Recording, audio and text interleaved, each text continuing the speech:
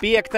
vietā. Jebkuros parastos topos šīs epizodes varbūt būtu augstāk, bet Aģents Šmits ir dominējis tik daudz, ka šoreiz tikai 5. vietā šie divi gaisiņi. Vispirms Edmunds Elksnis praktiski no laukuma centra un redzat, no kurienes atspērās Andrew Šmits. Un otrajā uzbrukumā Roberts pa galīniju reiz uzkarina gaisiņu un Andrew Šmits. Aģents Šmits no 0-11, kāda koordinācija. Ar vienu roku skaisti novada bumbu grozā. Redzēsiet tūlīt vēlreiz. Roberts labi apvalda bumbu pie galīnijas, pats var mest, bet redz lidojošo Aģentu Šmitu, kurš skaisti ar vienroču āmuru nogādā bumbu cauri tīkliņā. 4. vietā. Ventspils Vefs derbijs. Mičels dodās caurgājienā, bet Mareks Meijeris bloķēts metiens.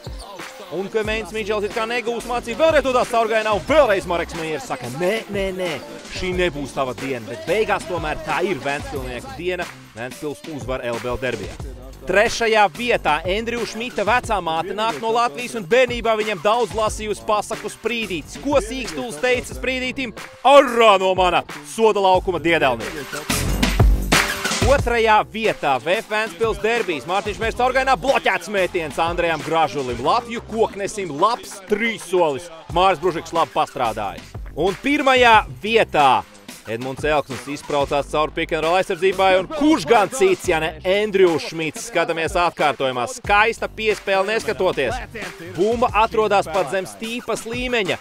3 metrus no groza, bet Andrew Šmitam tā nav problēma. Šmits, Andrew Šmits, Aģents 0-11 atkal uzdevuma augstumā.